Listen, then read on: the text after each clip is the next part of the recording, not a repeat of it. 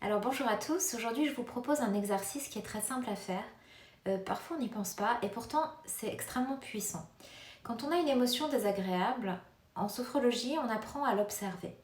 Et là, comme vous êtes seul, je vais vous proposer de le faire mais d'une autre manière. Vous ne serez pas guidé par la voix du sophrologue, mais de le faire en fait en observant cette émotion, la façon dont elle se présente dans votre corps. Essayez de l'observer. Et vous allez écrire sur une feuille, sur un carnet de bord, peu importe, comment vous l'observez, cette émotion, un peu comme si vous entamiez un dialogue avec elle. Vous allez essayer de voir où est-ce qu'elle est dans votre corps, quelle place elle prend, quelle forme peut-être elle a, et à quoi finalement, vers quoi elle vous amène. Ça peut être parfois un souvenir, une personne, d'autres moments où vous avez ressenti. En ce moment, on est submergé parfois par de la frustration, par de l'angoisse, par de la peur, par de la tristesse, de la colère aussi. Donc il y a tout un tas d'émotions comme ça qui nous traversent.